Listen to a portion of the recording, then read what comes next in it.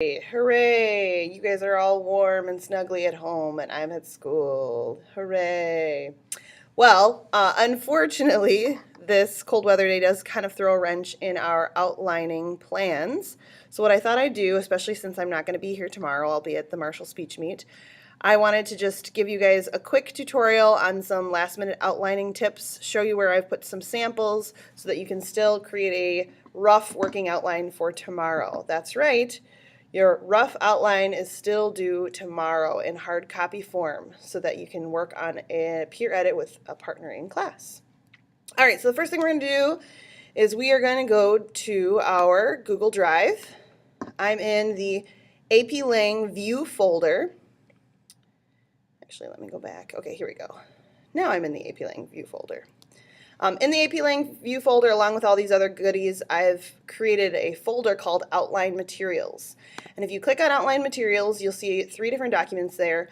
Outline PDF is just that an electronic version of that hard copy worksheet I gave you that gives all the rules and regulations to creating a proper MLA outline, topic outline. So make sure you're looking at that. And then I've also created a student sample here, and then this is another sample. We're going to look at the student sample first. I'm going to highlight some key aspects to make sure you're doing it correctly. Remember, you need an appropriate MLA header. So there's an example of an appropriate MLA header from this student, Johnny Appleseed. One thing that you will notice is the date has not happened yet, January 27th. The date that you're going to put on your assignment is actually the due date. Now, originally your outline was due Saturday, but given today's circumstance, I'm going to push it back to Monday, which will give you more time, and it'll give you an opportunity to check in with me on Monday and ask any last-minute questions, since I won't be here tomorrow. So, lucky you. So, the due date for your formal outline is going to be Monday by midnight via Google Docs. You'll see that this person started with a title. The title's in italics, 12-point font, not bolded, not 30-point font, not in some sort of crazy font, just in italics, and it's relatively creative. After that comes the thesis. Now I realize that I have your thesis statements. I'll leave them with the sub so that you can have them tomorrow in class.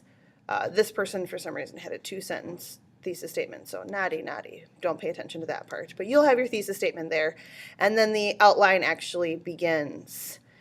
This outline is pretty much parallel, and it gives enough information that you can really follow this person's ideas. One thing that you'll notice is at the end of certain aspects of the outline are these little names here. I wonder what these could be.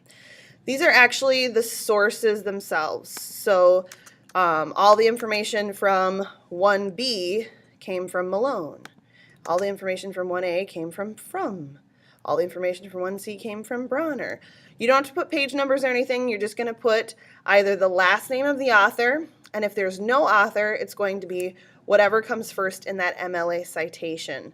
This is going to help you out later on as you're doing your in-text citations, so that you know exactly where the information came from.